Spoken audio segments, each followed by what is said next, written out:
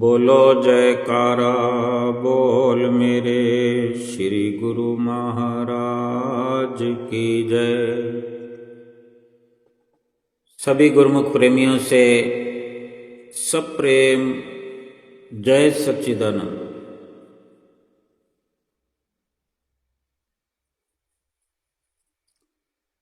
अनेक प्रकार से सेवक अपने सतगुरु को, इष्ट देव को खुश करने की, प्रसन्न करने की और उनकी प्रसन्नता पाने की कोशिश करता है। फूलों के द्वारा, गुलदस्तों के द्वारा और भी एक से बढ़कर एक भोग लगाने के 56 तरह के व्यंजन हों या और एक से बढ़कर एक सामान हो, दुनिया के सभी जतन करता है। फिर भी उसे संतुष्ट होने में कोई न कोई बाधा ही उत्पन्न हुए रहती है कि एक स्वाद जिसे कहते हैं कि कुछ खा करके कोई स्वाद आ जाए, कुछ पहन करके आनंद आ जाए, कोई ऐसी जगह जहाँ रह करके आनंद आ जाए, वो आनंद उसको प्राप्त नहीं होता जो वो प्राप्त करना चाहता है।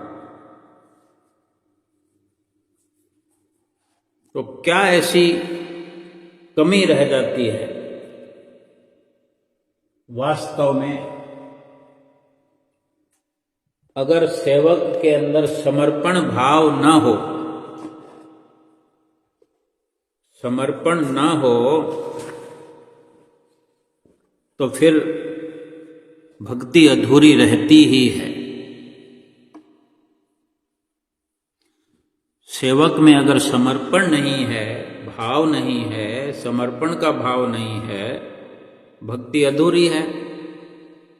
और भक्ति के बिना सतगुरु की प्रसन्नता, अपने स्वामी की प्रसन्नता प्राप्त करना असंभव है। जिस सेवक के अंदर अपने स्वामी के लिए संपूर्ण समर्पण है, वही अपने स्वामी की सच्ची प्रसन्नता हासिल कर पाता है। एक भक्त था जिसका भगवान के साथ बड़ा अटूट प्रेम था। वो रोज भगवान के लिए मंदिर में फूलों की टोकरी लेकर जाता था।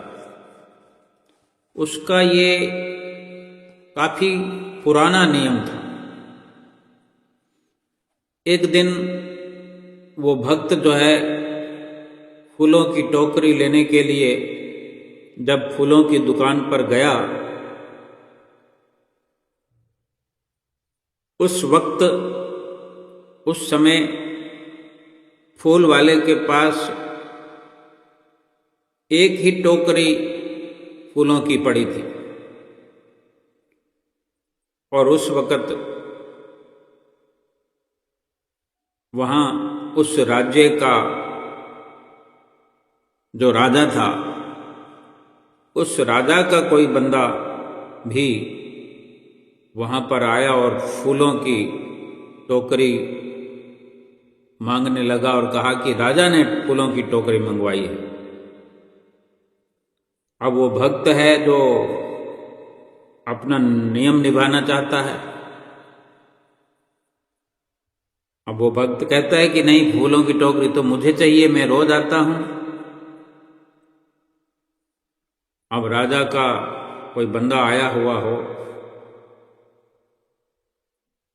तो उसकी हैसियत से भी कुछ तुलना करने की जरूरत होती है। अब दोनों आपस में जोर लगाने लगे कि ये टोकरी मुझे चाहिए, वो कहता है ये टोकरी मुझे चाहिए। अब वो भक्त कहता है उस राजा के आदमी से कि भाई मुझे तो भगवान के लिए ये फूल चाहिए। तो फूल वाले को भक्त कहता है कि आज मैं 1 रुपए की जगह 10 रुपए देता हूं। तो उस राजा के आदमी ने कहा कि मैं 100 रुपए देता हूं। भक्त ने कहा कि मैं 1000 रुपए देता हूं। अब बात 10, 20, 50, 100 से लेकर हजारों तक पहुंच गई और इस तरह करते करते 50,000 पर चली गई। राजा के आदमी ने कहा कि मैं 50,000 रुपये देता हूं। तब वो भक्त भी 2 गुनी बोली लगाता कि मैं 1,00,000 देता हूं। अब ये सुनकर वो राजा का आदमी चला गया। उसने जितनी बोली लगानी थी लगा दी। उसके आगे उसको संदेह था कि कहीं राजा से पूछे बिना मैं कुछ ऐसा काम कर दूं कि फिर मुझे दंड का भागीदार बनना पड़े। तो वो वहां से चला गया, क्योंकि भक्त ने 1,00,000 की आवाज लगा दी थी फूल वाले को। अब फूल वाला उस भगत से कहता है कि तूने मेरा सौदा खराब कर दिया, क्योंकि तुम्हारे पास तो इतना पैसा है नहीं और जो धन दे सकता था उसको तुमने भगा दिया। तब वो भक्त कहता है कि मेरे पास जो भी है, जो कुछ भी है, वो 1,00,000 से भी अधिक है। वो सब का सब तुम ले लो, लेकिन अब ये टोकरी मेरी है। तुम चिंता मत करो, तुम्हारा सौदा नहीं बिगड़ा, 1,00,000 से भी ज्यादा ले लो तुम। और ऐसा कहकर वो टोकरी फूलों वाली लेकर के वो भक्त अपने भगवान के पास चल पड़ा, भगवान के मंदिर में आ गया। तो क्या देखता है, जब फूलों की टोकरी समर्पित करने की जो घड़ी आई है, तो आंखें खोलकर जो देख रहा है तो भगवान मूर्ति से निकल करके साक्षात भगवान साक्षात रूप में भक्त का इंतजार कर रहे हैं। वो भक्त देखकर हैरान हो गया,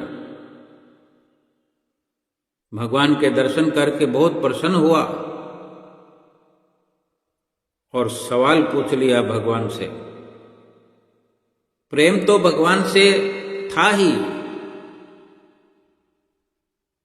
बातें भी भगवान से किया करता था, लेकिन मूर्त रूप में भगवान के विग्रह से बातें करता था, भगवान की मूर्ति से बातें करता था, अपने दिल ही दिल में बातें करता था।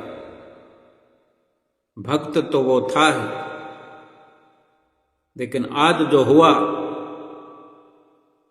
वो देखकर भगवान भी प्रसन्न हुए। और यही दृश्य फिर भक्त भी देख करके प्रसन्न भी हुआ और हैरान भी हुआ। और भगवान से जब प्रसन्न पूछता है भक्त, तो उसको भी ऐसा लगता है कि मैं आज पहली बार नहीं भगवान से बात कर रहा हूं, जैसे कि वो रोज बात करता हो, जैसे बहुत पुरानी जान पहचान हो, जैसे कोई एक अटूट संबंध हो। आज वो सब कुछ जग जाहिर हो गया।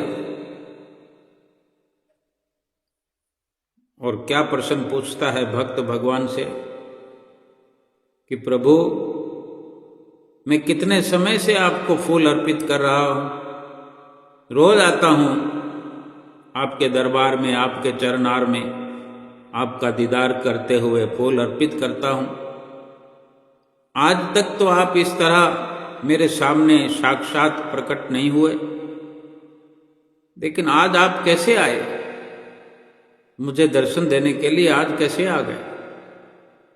तब भगवान ने कहा कि जब तुमने अपना सर्वस्व अर्पण कर दिया, आज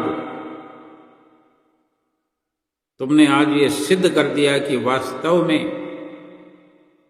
तुम्हारे अंदर समर्पण भाव है और सब कुछ समर्पण कर दिया मेरे दर्शन की खातिर, मेरे अर्पण करने के लिए, फूलों के लिए तुमने सब कुछ कुर्बान कर दिया। और यही देख करके मैं फिर अपने आप को तुम्हें अर्पण किए बिना कैसे रह सकता हूं। यानी जब भक्त अपना सब कुछ भगवान को अर्पित कर देता है, समर्पण भाव इसी को कहते हैं कि भगवान के सामने किसी भी चीज की, किसी भी वस्तु की कोई कदर नहीं समझते। भगवान के आगे सब कुछ फीका फीका सा लगता हो। जिस भक्त को, जिस सेवक को, फिर भगवान भी अपना सब कुछ ऐसे भक्तों पर, ऐसे सेवकों पर लुटा देते हैं। एक बार हमारे हृदय सम्राट श्री श्री 108 श्री चौथी पातशाही जी जब महात्मा वेश में, साधु वेश में थे, दरबार की रचना हो रही थी, श्री आनंदपुर दरबार की। श्री दरबार की धरती को भी चौथी पातशाही गुरु महाराज जी ने ही, साधु वेश में थे तभी खरीद किया गया था। आपने बड़ी हित चित्त से साधु वेश में श्री आनंदपुर दरबार की सेवा की है और सिंहासन पर भी आगे चलकर विराजमान हुए। चौथे महाराज अधिराज के रूप में गुरुमुख प्रेमियों ने दर्शन किए हैं। तब जब साधु वेश में थे तो दरबार का कोई काम था, जैसे कि आप प्रबंधक थे, अनेक प्रकार के प्रबंध किया करते थे चौथी पातशाही गुरु महाराज जी। तो दरबार के किसी काम से किसी भगत जी के साथ में दिल्ली एक सरकारी दफ्तर में आए। अब श्री गुरु महाराज जी को, चौथी पातशाही जी को, साधु वेश में थे तो उनको कार्य करके जल्दी लौटना था, श्री आनंदपुर पहुंचना था। अब जहाँ जिस दफ्तर में, जिस ऑफिस में काम होना है, वहाँ पहले से बड़ी लंबी लाइन लगी हुई थी लोगों की और बाहर एक चपरासी स्टूल पर बैठा हुआ था। तो वो वहाँ का माहौल देखकर श्री गुरु महाराज जी उस चपरासी के पास गए और हाथ जोड़ने लगे। हाथ जोड़कर बोलने लगे कि हम श्री आनंदपुर दरबार से आए हैं, हमारे आश्रम का कुछ काम है, तो आपसे ये विनती है कि हम लाइन में नहीं लग सकते, हमें जल्दी है, तो अगर हमारा काम जल्दी करवा दें तो हाथ तो जोड़ा ही था महात्मा जी के वेश में श्री गुरु महाराज जी ने। तो विनीत स्वर जो महात्मा जी का उस चपरासी ने सुना और दर्शन किए, जाने क्या प्रेरणा हुई उसको। भाई लाइन लगी हुई है, कोई बीच में आ रहा है, तो अक्सर यही कहा जाता है कि जैसे सब लोग लाइन में खड़े हुए हैं तो आप भी लाइन में खड़े हो जाइए। कुछ बोला नहीं चपरासी, जाने क्या चपरासी के मन में ये भाव उमड़ा कि आज तक तो किसी ने मेरे आगे हाथ नहीं जोड़े, और ये तो साधु महात्मा जी हैं, मेरे आगे हाथ जोड़ रहे हैं, इनका काम तो जरूर करवाना चाहिए। वो चपरासी अंदर दफ्तर में चला गया और तब श्री गुरु महाराज जी के साथ में जो भगत जी थे उन्हें अच्छा नहीं लगाई। तो भगत जी ने महात्मा जी से कहा भी कि आप इतने बड़े महापुरुष होकर जहाँ एक चपरासी एक नौकर के आगे हाथ जोड़ रहे हैं, हमें अच्छा नहीं लगा। तब श्री गुरु महाराज जी ने फरमाया कि भगत जी अभी थोड़ा सब्र करो। कितना यकीन से कहा गुरु महाराज जी ने भगत जी को कि अभी थोड़ा सब्र करो। फरमाया कि अभी थोड़ा सब्र करो, वो नौकर जो अंदर गया है देखो क्या होता है। अब जो नौकर अंदर गया और अंदर जाकर ऑफिसर से कहने लगा कि ऐसे ऐसे करके कोई 2 संत जी आए हैं बाहर, कह रहे हैं श्री आनंदपुर दरबार से आए हैं, उनका काम है जो कि जरूर करना है। एक प्रकार से वो अपनी ओर से ऑफिसर को सिफारिश लगा रहा है, सलाह लेने या पूछने नहीं गया, बस अपनी तरफ से कह दिया कि उनका काम तो जरूर करना।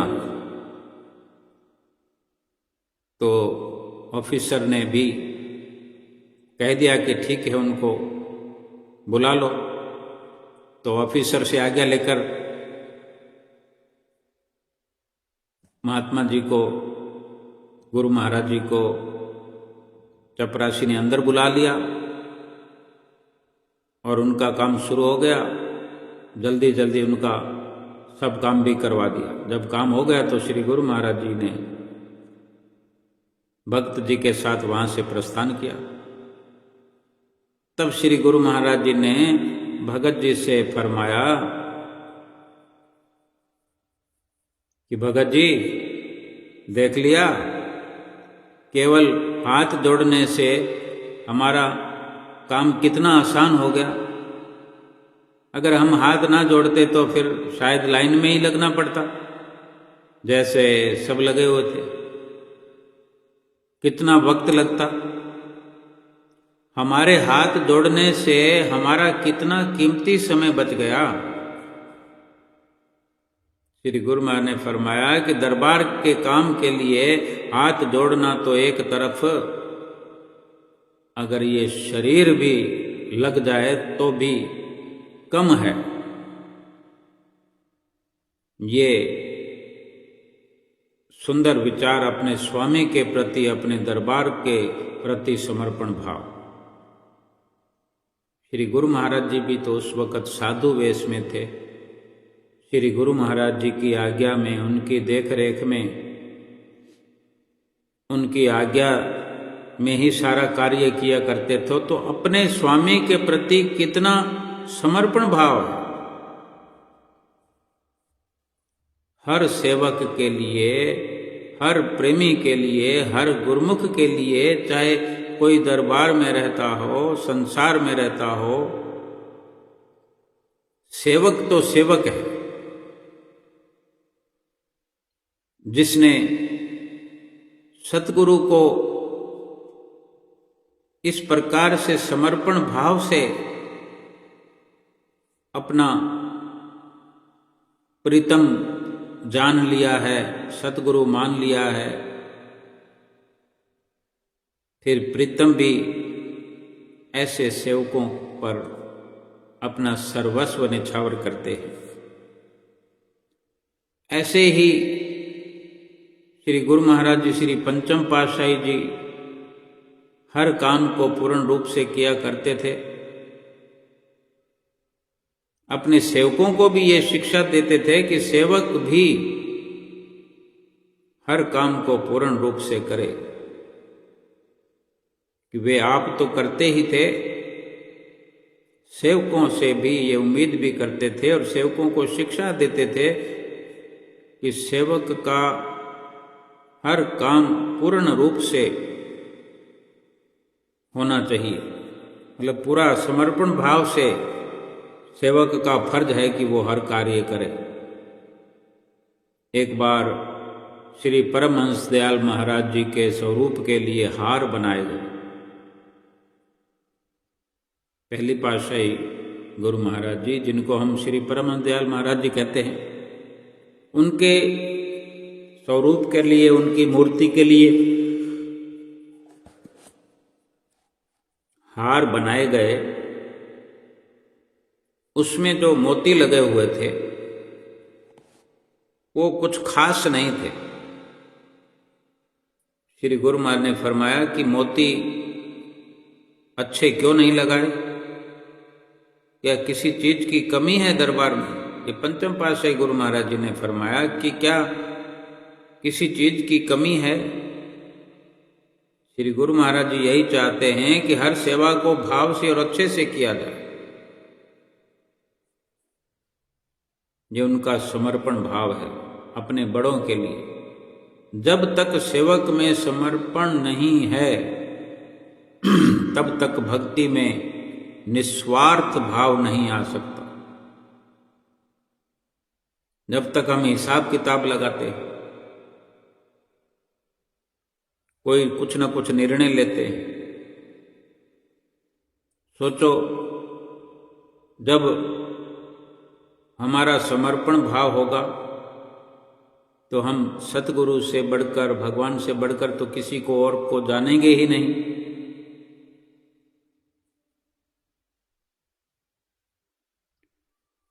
ऐसे ही श्री पंचम पातशाही जी के पास एक बार भगत जी आए मत्था टेकने।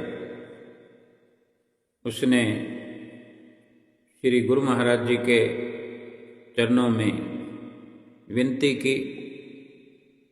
जैसे अक्सर हम लोग मत्था टेकने जाया करते हैं, कुछ भी हम नया काम करते हैं, बच्चों की ब्याह शादी का काम है, कोई ओपनिंग है, कोई मुहूर्त है, तो वो प्रेमी मत्था टेकने आया। उसने विनती की, स्वामी जी मेरी कुड़ी दा ब्याह है। पंजाबी में कहा कि मेरी लड़की की शादी है। कहने लगा मेरी कुड़ी दा ब्याह है, तो स्वामी जी ने फरमाया सानू की। तो भगत हैरान हो गया कि गुरु महाराज जी क्या फरमा रहे हैं, भाई तेरी लड़की का ब्याह है तो हमें क्या। तो बड़ा हैरान होना ही था कि ये गुरु महाराज जी क्या वचन फरमा रहे हैं। उसने फिर विनती की, स्वामी जी मेरी कुड़ी दा ब्याह है। फिर गुरु महाराज जी ने फरमाया कि सानू की, भाई तेरी लड़की का विवाह है तो है, हमें क्या। तो भगत जी सोच रहे हैं कि कुछ उसको जैसा जवाब चाहिए था वो नहीं मिल रहा था, तो अपने अंदर कुछ विचार कर रहा था। फिर उसको ख्याल आया है, और ख्याल भी कहाँ से आया है, कौन ख्याल देगा ऐसा। गुरु महाराज जी ने ही उसको प्रेरणा दी।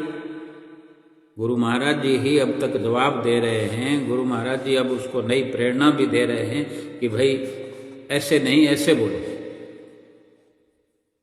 तो उसके मन में ये ख्याल आया कि मैं इस प्रकार से बोलूं। तो क्या दोबारा विनती करता है कि स्वामी जी तुहाडी कुड़ी दा ब्याह है, यानी कि हे गुरु महाराज जी आपकी लड़की की शादी है। बात को बदल दिया उसने। जब पहले अपनी अपनी कर रहा था, अब आपकी कह दिया। तो श्री गुरु महाराज जी मुस्कुराए और फरमाया कि फिर तेनू की। पहले कह रहे थे गुरु महाराज जी सानू की, अब कह रहे हैं तेनू की। यानी पहले जो उसने कहा भगत जी ने कि मेरी लड़की की शादी है, तो गुरु महाराज जी कह रहे हैं कि हमें क्या। लेकिन फिर जब उसने कहा कि गुरु महाराज जी आपकी लड़की की शादी है, तो गुरु महाराज ने ये जवाब दिया कि फिर तुझे क्या। भाव ये है कि अगर हमारी लड़की है फिर तुम्हें चिंता करने की क्या जरूरत है। और जब वो कह रहा था कि मेरी लड़की की शादी है, तो गुरु महाराज जी कह रहे कि हमें क्या, हम क्या करें। भाई जब तुम मेरा मेरा मेरा मेरा मैं करते रहोगे तो हमें क्या, करते रहो। कितना एक शिक्षा प्राप्त करने वाले ये वचन हैं, कितनी सीख देते हैं हमें कि हम हर काम सतगुरु का समझ के करें, संसार के काम खास करके। लेकिन हम भक्ति परमार्थ को भी गुरु महाराज जी का काम समझ करके करते हैं। अगर आरती पूजा करते हैं तो हम सोचते हैं कि हम गुरु महाराज जी का काम कर रहे हैं, हमारे आरती पूजा करने से गुरु महाराज जी को कोई सुख हो जाएगा। अगर हम कोई सेवा करेंगे तो गुरु महाराज जी का कोई काम बन जाएगा। दर्शन करने जाएंगे तो गुरु महाराज जी की कोई सेहत बन जाएगी। या कुछ रुपए पैसों का कोई मत्था टेकते हैं, कोई उपहार गुरु महाराज जी को भेंट करते हैं तो गुरु महाराज जी को कुछ तरक्की हो जाएगी। सुमरन करते हैं तो गुरु महाराज जी को फायदा हो जाएगा। गुरु महाराज जी को कोई अपना फायदा नहीं करना है, बल्कि उनका फायदा तो हमारे फायदे में ही है, हमारे फायदे में ही उनका फायदा है। और जो उनका फायदा है वो हमारा फायदा है। सीखने वाली बात यही है कि हम केवल 5 नियम और 2 घंटे भजन सुमरन गुरु महाराज जी का समझ करके नहीं करें, बल्कि संसार का हर काम जो है गुरु महाराज जी का समझ के करें। सफलता असफलता गुरु महाराज जी पे छोड़ दें,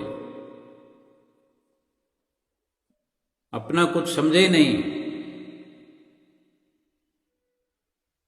कोई काम हो तो ठीक है, नहीं हो तो ठीक है।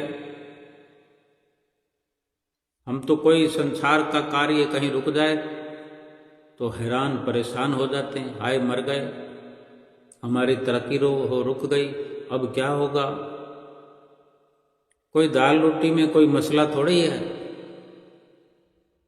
दाल रोटी सबके घर भरपूर है।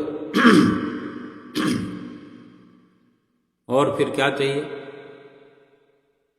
वर्षों के लिए जन्मों के लिए इकट्ठा करने को धन चाहिए, मान मर्यादा चाहिए संसार की झूठी, रुतबा चाहिए झूठा, महल माड़ियां चाहिए झूठी। लेकिन वो सच्ची जायदाद,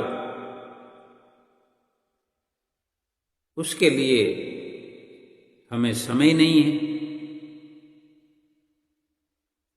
श्री गुरु महाराज जी ने जैसे फरमा दिया है कि जब आपने हमें कोई काम सौंप दिया है, हमारे जिम्मे लगा दिया है, तो फिर आपको चिंता करने की जरूरत नहीं है। जो कुछ हम कहते हैं वो आप करते जाओ, और जो आपका काम है, आपकी चिंता है, वो सब हमारे पर छोड़ दो।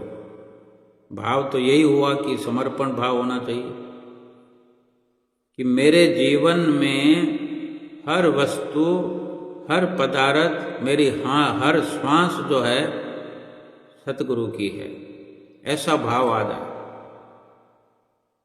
और मैं खुद सतगुरु का हूं, और फिर सतगुरु का हूं तो सतगुरु का कहना क्यों ना मानूं,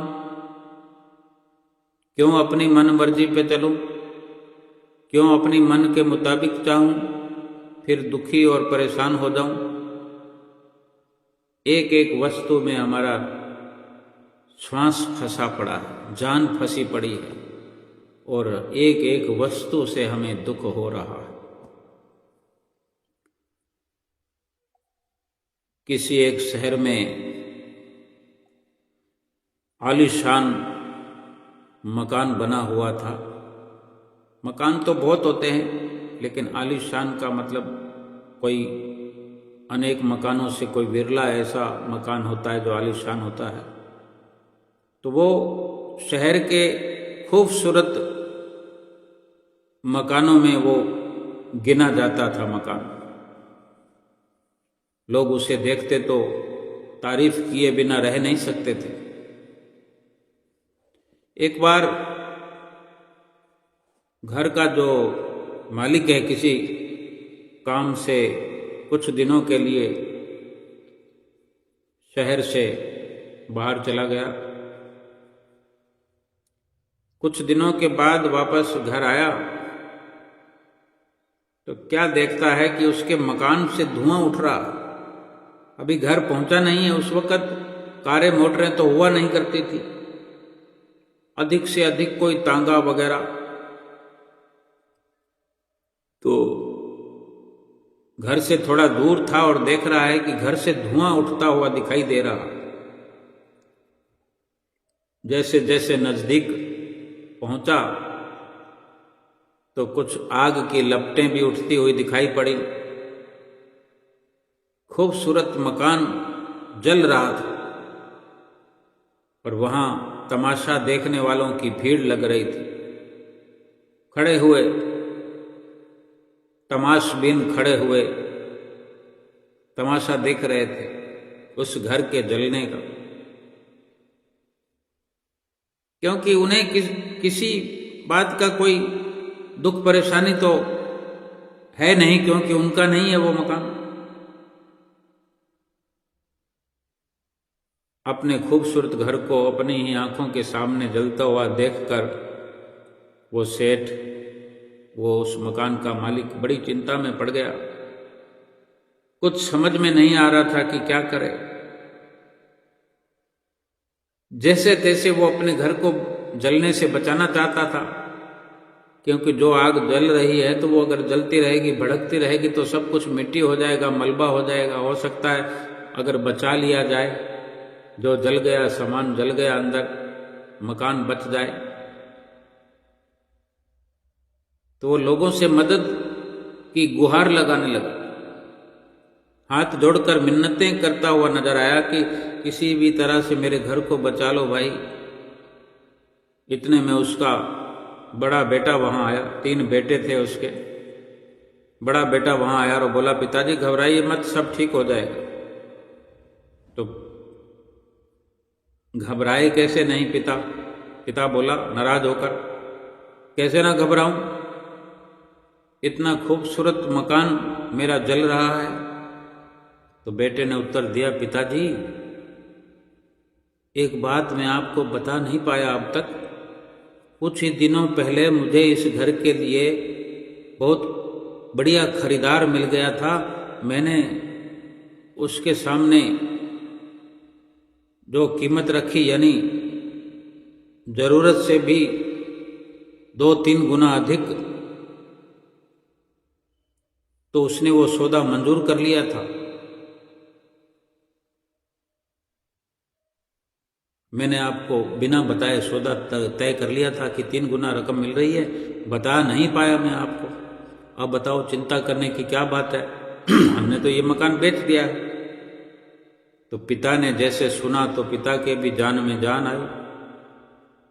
राहत की सांस लेते हुए आराम से यूं खड़ा हो गया जैसे बाकी सब लोग तमाशा देख रहे थे, वो भी तमाशा देखने लग गया, क्योंकि कानों में वो रस घुल गया था कि 3 गुना कीमत में मकान बेच दिया है।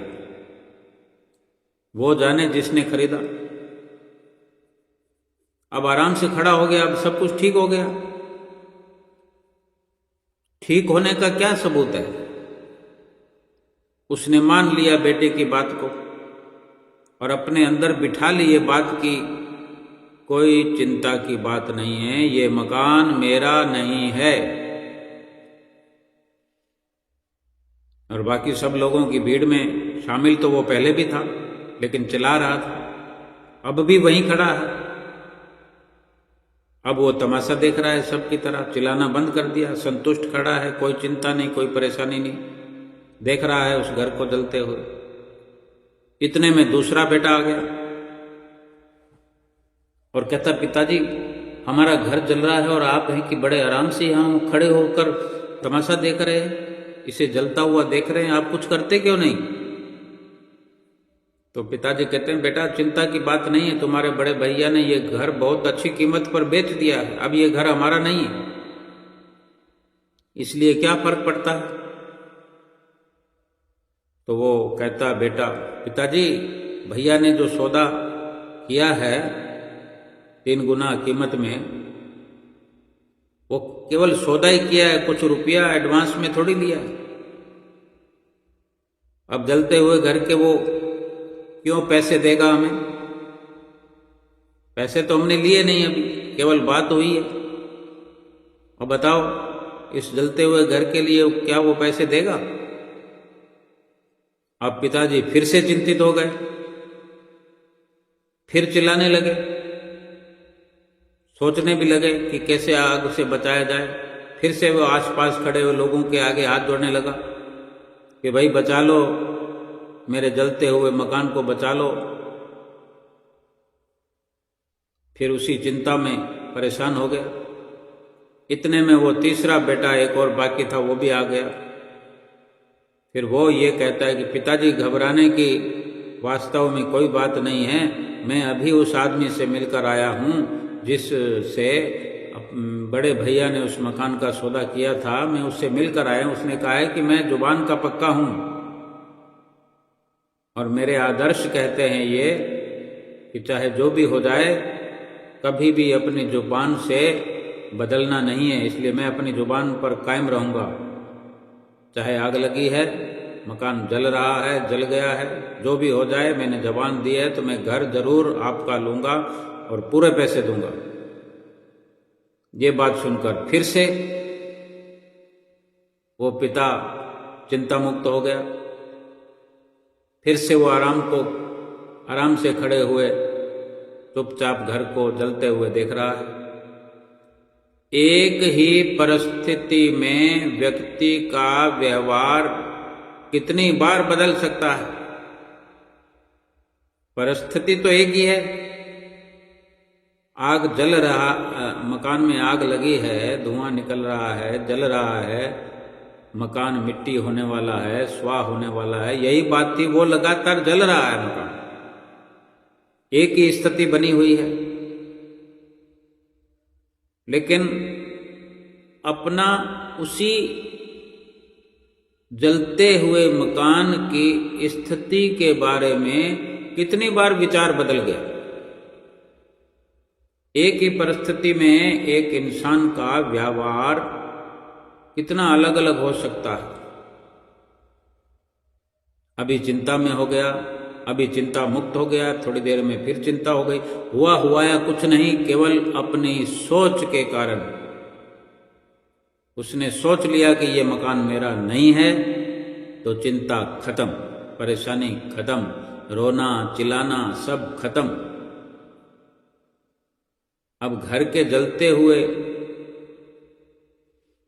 दृश्य को एक उदाहरण के तौर पर ही देखें। जलते हुए घर के मालिक को हम देखें, महसूस करें। जिस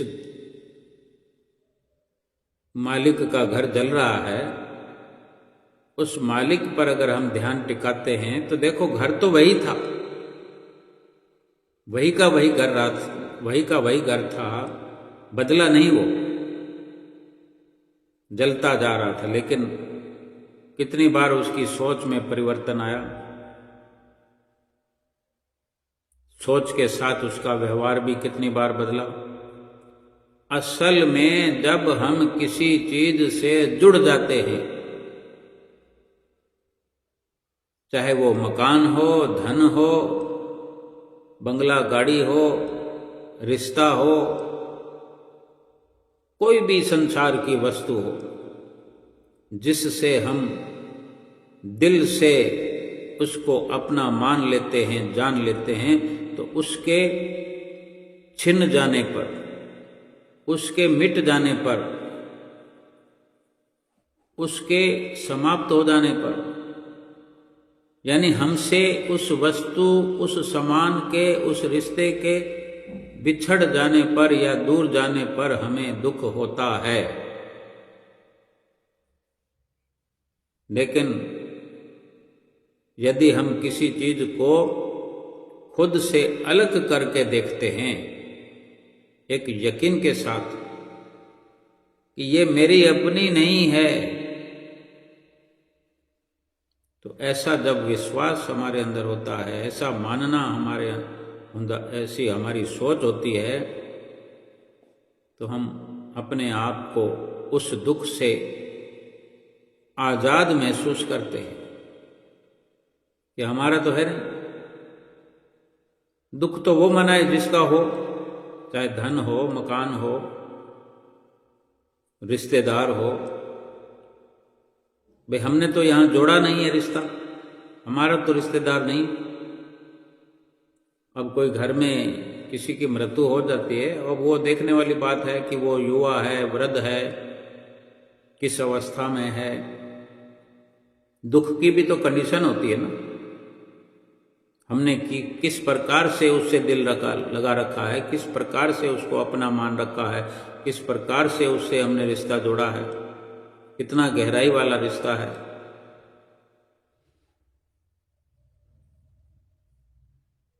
अब कोई किसी की मृत्यु हो तो हजारों लोग वहां एकत्रित होते हैं, क्या सब के सब रो रहे होते हैं? जिसने अपना मान लिया है केवल वही रोता हुआ नजर आता है, चाहे कम या ज्यादा। ये भी अपनी सोच पर निर्भर करता है, हम किसी को कितना गहराई से अपना मानते हैं। तो ज्यादा रोते बिलखते हैं, धाड़े मारते हैं, सर पटक पटक करके भी रोते हैं। अगर कम दिल जोड़ा हुआ है, थोड़ा सा दूर कर लिया है, देखो, और थोड़ा सा खुल करके इसको विस्तार से समझें। हम अपने बच्चे से, एक वक्त हम बच्चे होते हैं, माता पिता हमारे लिए कितने कीमती होते हैं। कहा भी जाता है कि बेचारा बच्चा अनाथ हो गया, इसके सर से बाप का साया उठ गया, कौन संभालेगा इसे।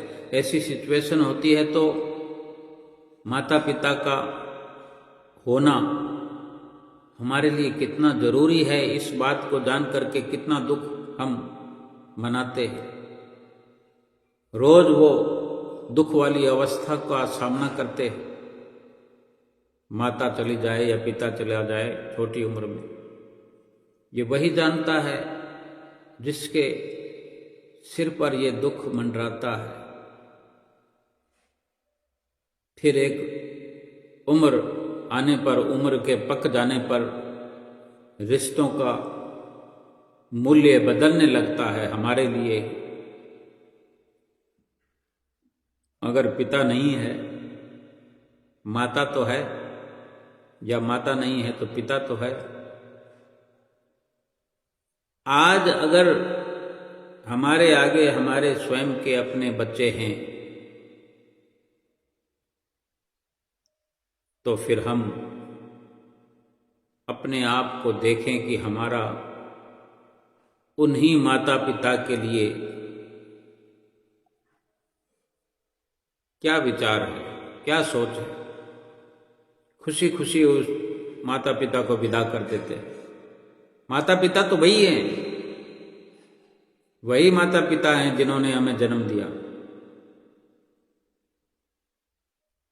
यही अगर कोई युवा स्थिति में, युवा आयु में, यानी माता पिता के आगे अगर बच्चा कोई इस स्थिति में चला जाए तो माता पिता को कितना दुख होता है। और माता पिता को कभी भी किसी भी स्थिति में अपने जीवन में बच्चे का दुख एक जितना ही होगा, चाहे छोटी उम्र में हो, युवा उम्र में हो या बड़ी उम्र में। कई बार देखते हैं पिता की उम्र 100 साल है और पुत्र 60 साल की उम्र में जा रहा है। ये अपनी अपनी सोच है, अपना नजरिया है। दृश्य वही होता है, लेकिन हमारी सोच बदलती रहती है और बदलती हुई सोच का ही हमें मोल चुकाना पड़ता है। अगर हम किसी भी वस्तु को अपना मान करके नहीं चलते हैं, उस परम पिता परमेश्वर को समर्पण करके इस जीवन को व्यतीत करते हैं, तो फिर कभी दुख नहीं है।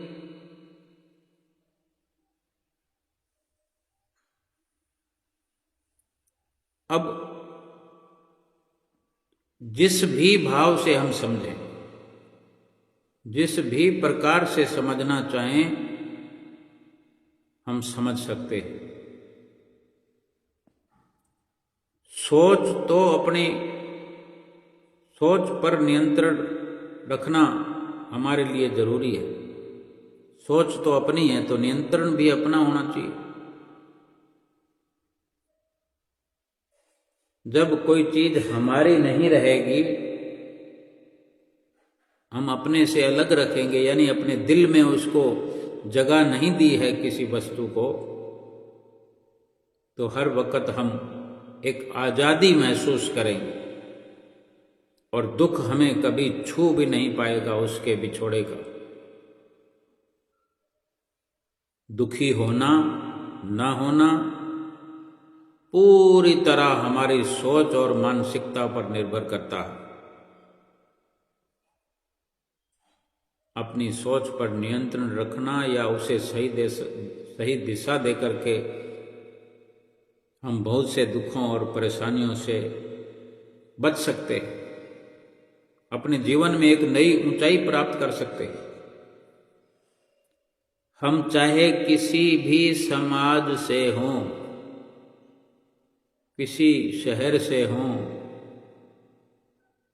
किसी उच्च कुल में, नीचे कुल में, किसी भी दशा में हो, हमारी सोच पर हमारा नियंत्रण होना चाहिए।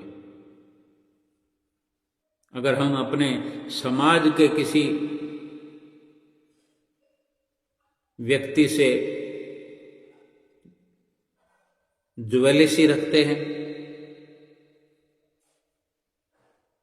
या इस प्रकार से किसी को हम अपना प्रतिद्वंद्वी मानते हैं, ये मेरी टक्कर में कहीं आगे जा रहा है, तो ये भी उस मान सम्मान को हम अपना मान चुके हैं कि कहीं उसकी मशहूरी हो रही है, उसका मान सम्मान बढ़ रहा है, जो कि ये मान सम्मान पाने का अधिकारी मैं हूं, या उसका मान सम्मान हो रहा है तो मेरा क्यों नहीं हो रहा। ये हर प्रकार से ये समझने वाली बात है कि किसी का भी व्यक्तित्व चाहे कैसा भी हो, हमें तो अपने आप से मतलब है कि हमारे अंदर किस तरह का वातावरण बना हुआ है, कौन सी उथल पुथल हो रही है, कौन सी आग लगी हुई है।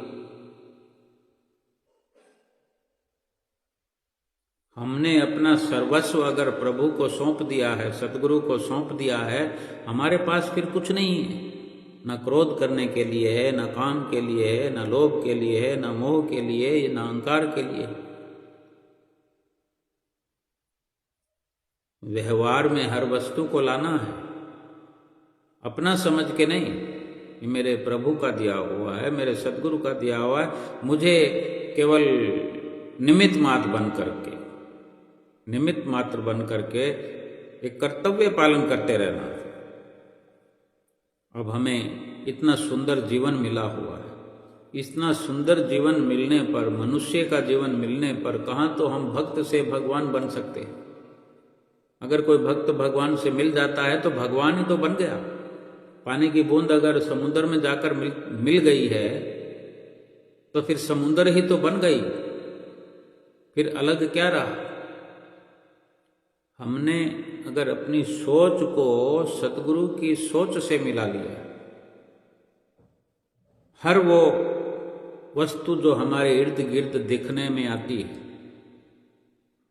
जिनको आज हम काम में, व्यवहार में लाते हैं, उपयोग में लाते हैं, अगर हम सतगुरु को समर्पण किए हुए रहें, जहाँ जहाँ जिन जिन सामानों पर हमारा नाम लिखा हुआ है, वो भी हम ये महसूस करें कि दुनिया को दिखाने के लिए नाम वाम लिखा हुआ है, बाकी तो ये सब कुछ मेरे सतगुरु का है। कोई चीज़ आए, कोई जाए, कोई नफ़ा हो, जैसे दुकान है, दुकान हमारी चलती है, नौकरी चलती है, अब उसमें कितने उतार चढ़ाव आते हैं, ये सब हम समझते हैं। हर तरक्की को, हर नुकसान को सतगुरु से जोड़ करके रखें कि नुकसान हुआ तो मेरे गुरु महाराज जी का, लाभ हुआ तो गुरु महाराज जी का, मैंने क्या करना है, मैंने तो इसमें यूज करना है, जो भी होगा उसी में से गुजारा कर लेंगे। लेकिन हम उसे सब कुछ अपना मान कर रखते हैं और जहाँ जहाँ कहीं कमी पेशी आती है वहीं रोने बैठ जाते हैं। थोड़ा उछाल आ गया, थोड़ा ज़्यादा आ गया तो नाचने खड़े हो जाते हैं, डींगे हाँकने लगते हैं, यानी अपनी सोच को ऐसी दिशा देते हैं कि कभी खुशी कभी गम चलता रहता है। लेकिन होना चाहिए समभाव, समदृष्टि, समदृष्टा बन करके रहें। ना कोई खुशी है ना गम है, ना खुशी अच्छी है ना मलाल अच्छा है। जिस हाल में सतगुरु रखें वो हाल अच्छा है। बोलो जयकारा बोल मेरे श्री गुरु महाराज की जय।